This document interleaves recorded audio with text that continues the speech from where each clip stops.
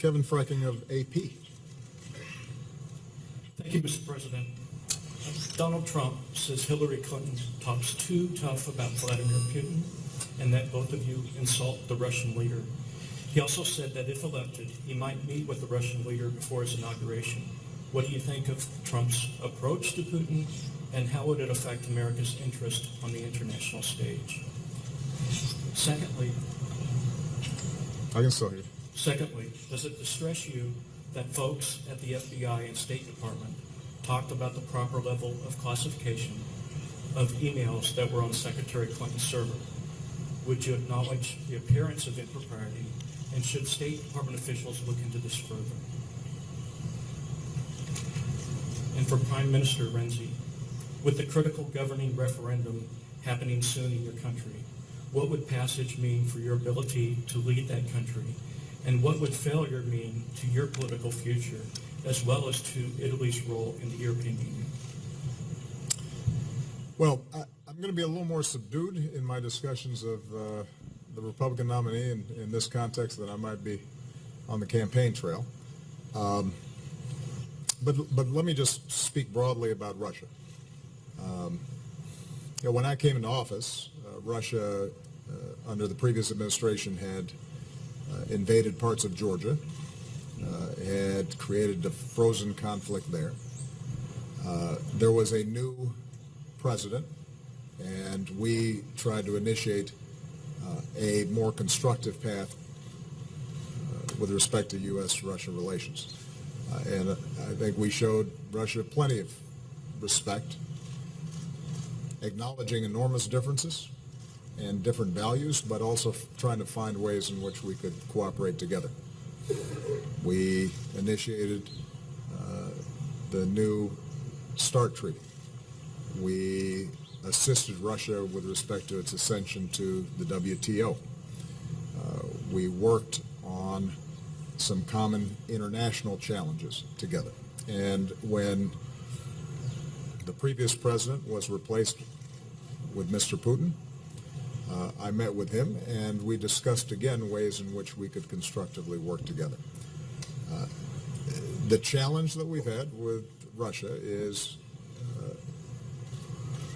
very much centered on Russian aggression in some very particular areas around the world. In Ukraine, where they have engaged in similar conduct to what they did in Georgia.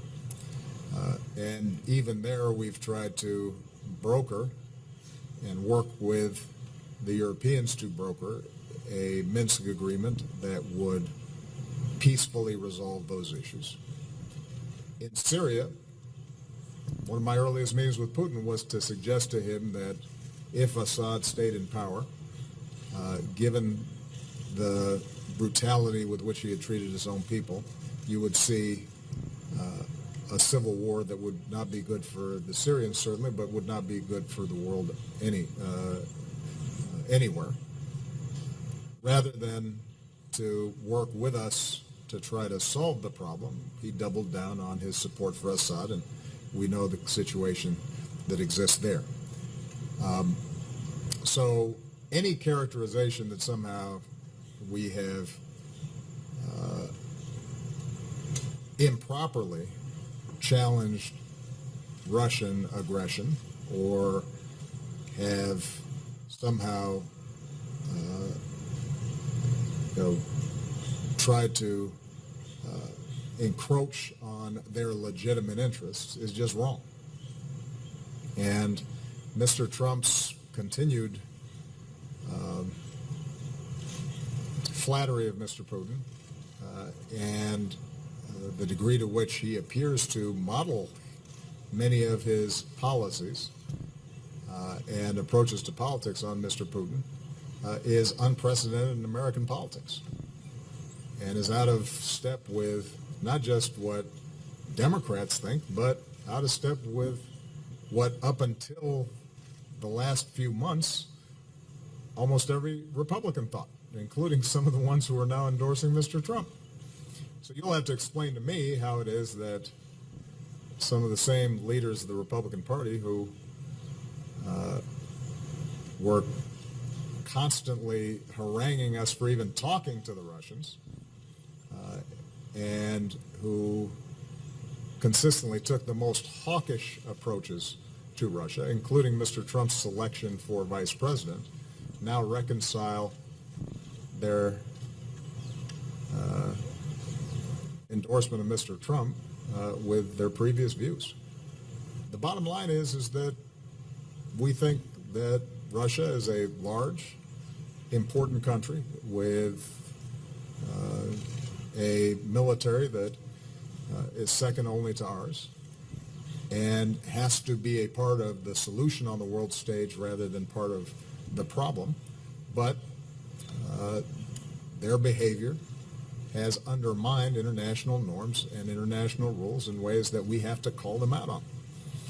And anybody who occupies this office should feel the same way, because these are values that we fought for and we protected. We can't go around talking about human rights or freedom of the press or democracy or freedom of religion or non-discrimination or basic laws of war or the sovereignty and territorial integrity of countries, no matter how small, and then extol the virtues of somebody who violates those principles. And, Mr. Trump rarely surprises me these days. I'm much more surprised and troubled by the fact that you have Republican officials who historically have been adamantly anti-Russian and in fact have attacked me for even engaging them diplomatically, now supporting and in some cases echoing his positions. It's quite a reversal. You'll have to ask them how to explain it.